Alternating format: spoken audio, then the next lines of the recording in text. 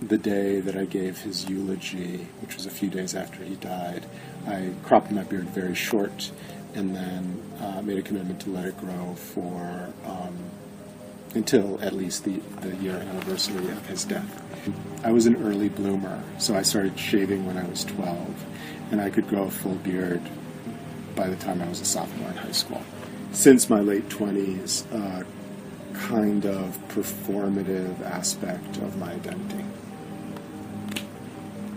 The rule there is you have to be clean shaven, and so my little rebellion was I would grow my sideburns all the way out to my jawline, and I would just keep it in line. You know, he'd talk about going to get the shears, you know, if my beard got too long kind of thing. I've attempted to be clean shaven. I can never do the necessity of maintaining that performance in that aesthetic ideal means that I would be shaving twice a day. But I've been trying to grow facial hair for a while. It is a very real thought, being a little bit rebel. Maybe it was when I left the corporate world and went into education, and it became a little more,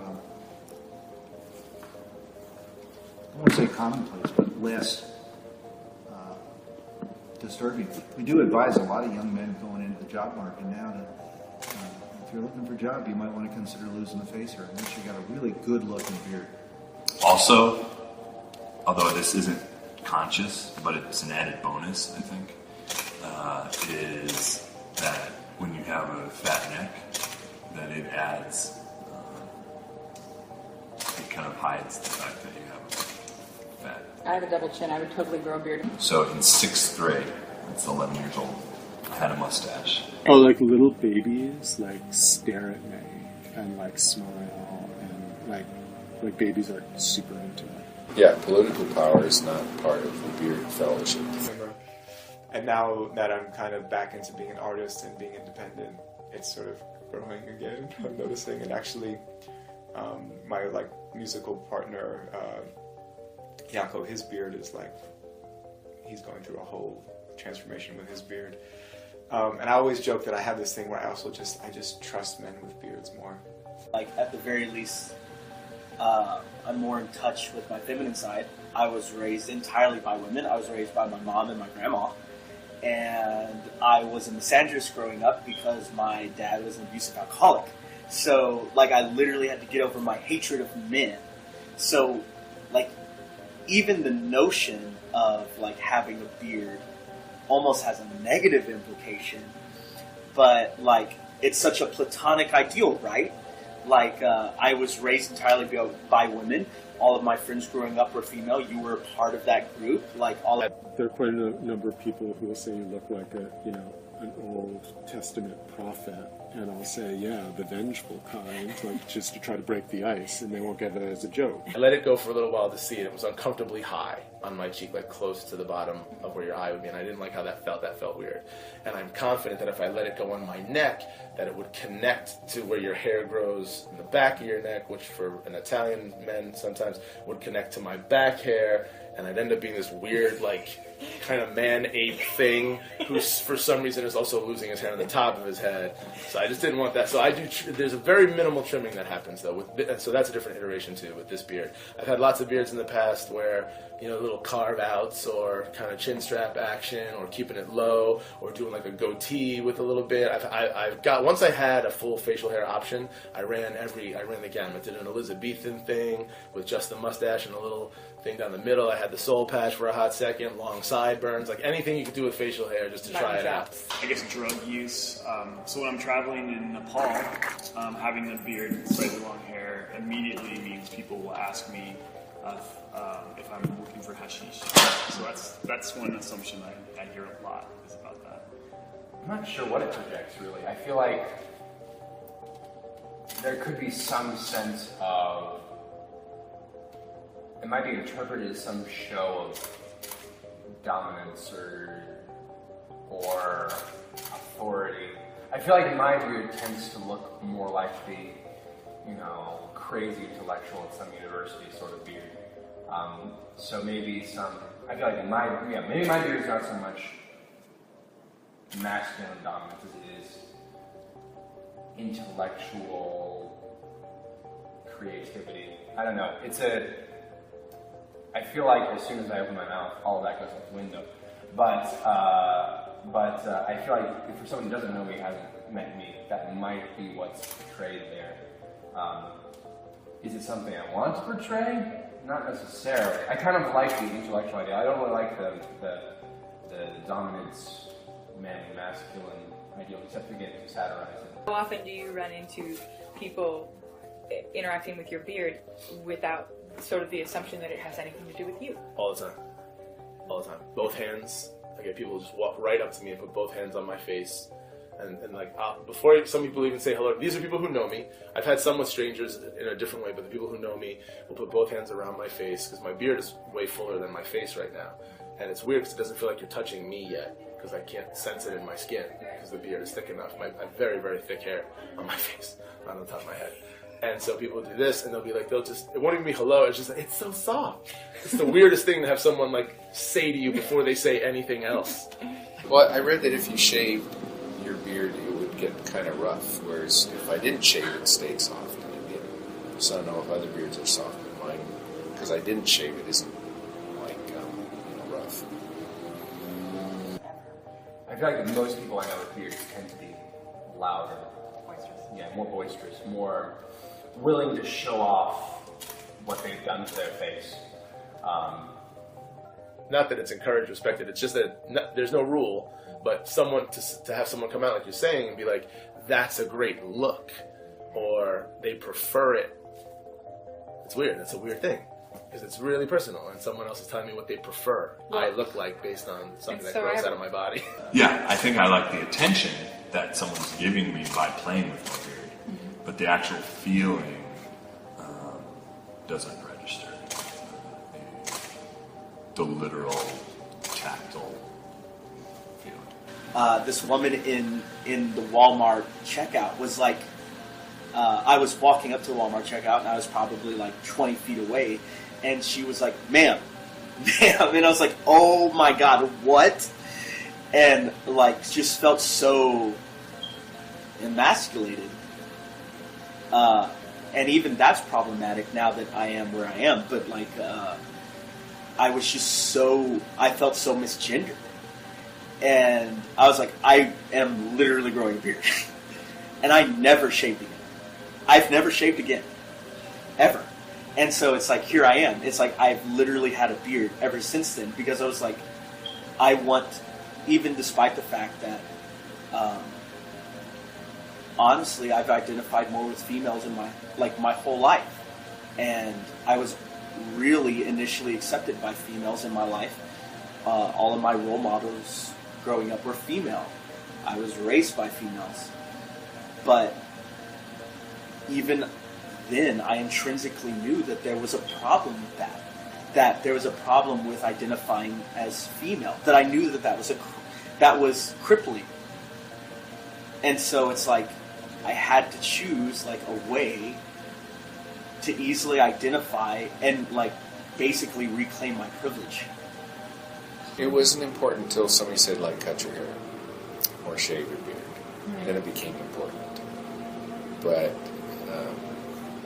it wasn't important until that came up, and then it's like, so you're saying you want me to culturally conform to some preconception? So last spring I was filming a movie, and I can explore the pictures. But I shaved it down to just a mustache. It was hilarious because people said, when did you grow a mustache? She's like, well, I mean, I've always had a mustache. I just shaved. Oh, my first beard. Well, I'm 100% Italian American. Second generation on one side, third on the other. And as such, we have not that it's across the board, of course, but there's a stereotype for being furry people. And so I had my first beard, which I would consider a full beard by some accounts, but when I was 14. Okay. So I grew my beard in, mostly because my pop wasn't in the picture, and I hadn't really had any guidance on shaving. And so I had a couple bad shaving experiences because I was just going for it on my own, and there's really a lot of information you need to shave. A lot. It's really an understated thing. So for a young man, 13 years old, to start having facial hair and to not know what to do, it was dangerous in a way, and it hurt. And also there was a lot of, I had frustration about the fact that I didn't have someone in my life to guide me on that. So I was like, fuck it, I'll just not shave and see what happens. Even though I had a beard, I could not, and this would last until I was 25 years old, I didn't grow a mustache in any kind of real way. It was, there was some hair there, but it was not anything. So I would still try to trim that because I didn't want it to look, ridiculous. So I kind of had like an Abraham Lincoln thing going, right up to the side. So I had, so it was down the side of my face, and then my jaw on both sides, and right up to the corners of my lips. And then I'd get rid of that. And in talking to my dad at one point, I remember being frustrated about it when I was 18 or whatever. And he's like, oh, it'll grow in when you're 25. And like to have that kind of genetic information really was like, well, that would have been nice to know early on. And then no joke, almost on my 25th birthday, like I started having the things that connect the beard to the mustache, and then it was a mustache. I don't know. I feel cooler with a beard. I feel like people like me more with a beard. I feel more confident and funnier. I probably feel funnier because I'm more confident with it. But this summer, my brother and I both had facial hair, and I made a comment to my dad, and I was like, now you have to grow a beard. Just like we used to, because I had seen pictures of him when he was in college, and he had a pretty full beard. A little bit longer than mine, and definitely a more respectable mustache than I have. And I told him this summer, I was like, you need to grow a beard. And he was like, no, never going to grow a beard again. And I Skyped him a month ago, and he had a beard. And it was so funny because he didn't tell me. He had it. And we Skyped, and I don't hardly ever talk to my folks. So it was just kind of a, wow. Yeah, I mean, like literally, I remember the one time I shaved it off, and I almost passed out. I looked in the mirror, and I was like, I don't know who that is. It was really intense, and like I just did not feel like myself. And that was the last time that I shaved my beard off, and that was in 1995, so that's 20 years ago. I've had people run up to me, complete strangers, run up to me and grab my beard and fondle it. People come up and scratch it a lot. If there was a girl in high school who literally just, after school, she'd stand next to me and just scratch it. And then it took her like a few weeks of like doing it, and she was a bit of an interesting person. It took her a few weeks before she was like, do you actually mind me doing this? I noticed them, but I wasn't really paying attention to them. And at some point, the father came over and said, excuse me, could you come over and talk to me and my son? My son is really fascinated with your beard. And I was like, sure. I don't really know quite what to do with this. And I was like, all right, so is it like a Santa Claus thing, or is it a pirate thing? And so I went over, and probably in the most awkward way ever, I like stuck it in the middle of like Santa Pirate, and I'm not sure. I mean, the kid was clearly fascinated, but also incredibly shy about that fascination. And so he was not going to have some kind of conversation with me. And maybe it's just because I made it like awkward, but it was awkward. The whole thing was awkward. So it was awkward for the kid. It was awkward for me. I'm sure if we had if his father had gone to the restroom and I had gotten up to get another cup of coffee and walked by his table, I'm sure I would have been like, hey, and he would have been like, hey, and like that would have been enough. Right. Then you would have interacted with the beard and not. Yeah. So in any case, and in that case, like one of the other things that I was really conscious of, and I don't know if his father was conscious of it or not, but his father was like very clean cut, clean shaven, and in a sense, like there was this like his dad was introducing his son to some sort of archetype that he was not. And like there was a moment where I went out and I was like, well, was that about the dad? Like the dad wanted to like talk about my beard. And I don't want to be unique just because of my clothes or because of my look or because of. I want to be unique because I'm actually unique. Cultural things. When I was in the service and I was on isolated duty on a ship, then when we were at sea, it was tradition to not shave. And if you're out for 4 or 5 months, you get some pretty scruffy beards and some pretty good-looking beards, but then they're all shaved off before you hit port. Right. Come back, and this is when you're up in the Arctic or something like that, where you're not seeing anybody.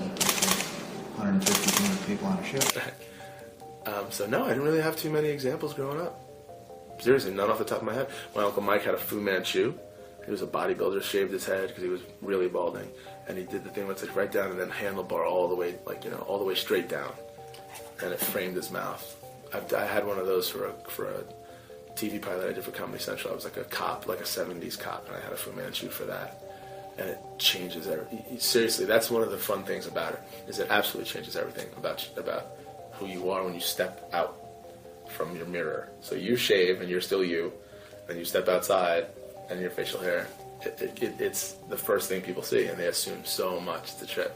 The Fu Manchu was a weird one. That was a weird one, because it's kind of got a badass thing to it. Whereas a beard, like right now, I look like a teddy. I look like an Ewok. Like there's nothing intimidating about this beard, generally.